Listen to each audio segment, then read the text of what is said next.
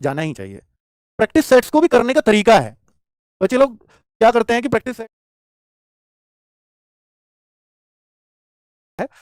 Sets बिल्कुल, जो बच्चे कोर्सेज से या सेल्फ स्टडी से कर चुके हैं अपनी तैयारी, तो उनको प्रैक्टिस सेट्स की तरफ जाना ही चाहिए। प्रैक्टिस सेट्स को भी करने का तरीका है।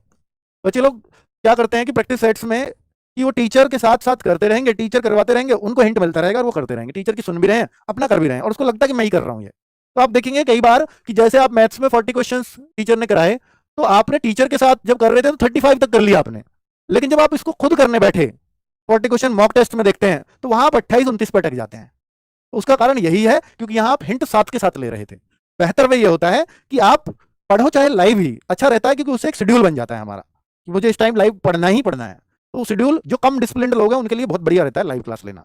ठीक है, जो अच्छे डिसिप्लिन लोग हैं उनके लिए रिकॉर्डेड बढ़िया रहता है, 1.5 गुनी स्पीड पे देखें, 1.25 पे, 2 पे, वो उनकी मर्जी है। पर मैं आपसे ये कह रहा हूं कि लाइव में भी आप जैसे प्रैक्टिस सेट करते हैं ना, तो उसको रोक दीजिए। क्वेश्चन आपके सामने आ गया, पहले खुद करके देखें, हो गया तो टीचर का स्किप करिए। क्यों देखना है वो सॉल्यूशन? अगर आपको लगता नहीं मेरा सॉल्यूशन लंबा है, तो टीचर का देख लीजिए क्या उन्होंने भी ऐसे ही किया है, कुछ और शॉर्ट तरीका है। फिर आप नेक्स्ट क्वेश्चन पे जाइए, तो आप देखेंगे कि आप भी साथ साथ ही टीचर के खत्म कर रहे होंगे, क्योंकि टीचर को समझाना पड़ता है सबको और आपको खुद का करना है। तो टीचर को ज्यादा समय लग रहा होता है एक क्वेश्चन को कराने में, आपको खुद ही करना है, तो इसलिए समय पर ही दोनों खत्म कर रहे होंगे। आप रोक रोक के फिर पढ़िए और खुद का सॉल्व करिए। प्रैक्टिस सेट्स का तरीका ही है।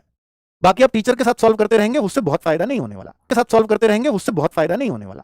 हाँ, मैथ्स रीजनिंग में तो ऐसे करें। बाकी जीएस आप टीचर्स के साथ नोट्स बनाते रहें, टीचर जो एक्स्ट्रा चीजें बता रहे हैं जो आपको पता नहीं है, उन चीजों को नोट करते रहें बस प्रैक्टिस सेट्स में। ठीक है, इससे ज्यादा कुछ ना करें। बाकी मॉक टेस्ट की बात करते हैं, तो ये अभी फिलहाल मैं कहूंगा कि आप हर संडे दे रहे हैं तो मोर देन सफिशियंट है। अभी बहुत ज्यादा टेंशन ये ना लें कि मुझे रोज करना है, मुझे 2 दिन में करना है, मुझे 3 दिन में नहीं। अभी आप हर संडे लेते रहें। मुझे लगता है कि अगर एग्जाम से 1.5-2 महीने पहले 2 दिन में एक बार अगर ऐसे मॉक, या हफ्ते में 3 मॉक या 2 मॉक इस तरह से करेंगे तो ज्यादा सही रहेगा 1.5 महीने पहले। लेकिन उससे पहले तक आप हफ्ते में एक करें, काफी है। कितना